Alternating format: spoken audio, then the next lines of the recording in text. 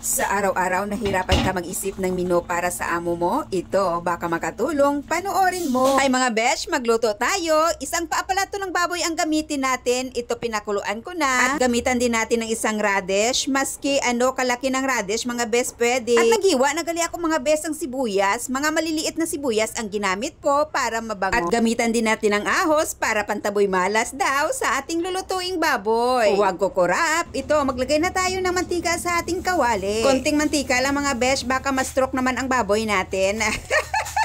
Una, ito na nga, ito niya sibuyas bombay mga besh, kaya medyo makapal-kapal ang paghiwa ko, so dapat unahon nato na siya para hindi naman masunog ang aton nga ahos pagkabutang ta. Kung naamoy mo na mga besh nga ang imo nga sibuyas na daw kilikili mo na, ibutang insigida ang ahos na pariusin na. Insigida lugayin mga besh, kay para naman nga hindi sila masusunog na 2 minutes na paggisa, sigurado ayos na yan mga besh ko. Susunod, ilagay natin ang ating mamoy. Ang mahal pala ng karni ngayon mga besh, no?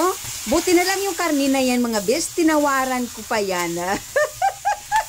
Suki ko na kasi si Manong mga besh, kaya familiar na ang aking pislak sa kanya. Lulugayin lang natin ng mabuti mga besh para magisa natin ang ating mamoy sa ating sibuyas at ahos. Kung sa Pilipinas na ito mga besh, naku, ginawa na itong lauya. Ang sarap ng lauya, lalo na pag may batuan. Wow!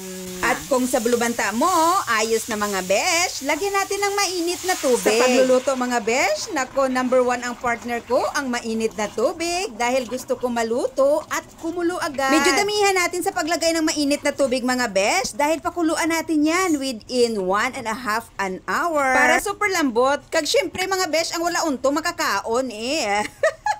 Bago natin takipan mga besh, lagyan natin ng rock sugar or pwede man yung mga sugar dyan sa atin sa Pilipinas. 2 tablespoon of soy sauce mga besh ang ating ilagay. Sa pagpapakulo daw ng karne mga besh, wag tayo maglagay ng asin dahil matagal daw yan lumambot. At maglagay tayo ng dark soy sauce. Konting dark soy sauce lang para pampakulay lang sa ating nilutong mamoy. Siyempre wag natin kalimutan ang pamintang buo mga besh. At maglagay tayo ng isang pirasong star anise para hindi naman masyado matapang ang amoy mga besh. 3 dahon ng laurel ang ilagay natin. At dahil wala tayong pork cube mga bes, magbutang tayo ng chicken powder. Sunod, lasingon nato ng aton nga baboy mga bes. Butangan naton sang wine mga bes Or pwede gani sa Pilipinas, dira bino siguro pwede na.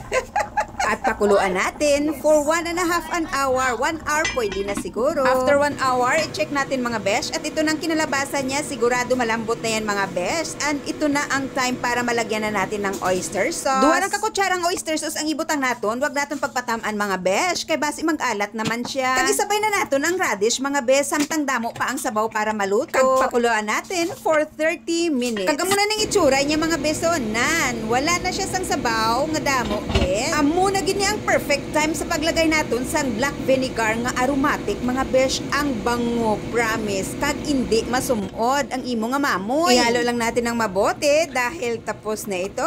Tanungin natin si Selvio kung ano ang masasabi niya. Selvio, ano ang masasabi mo?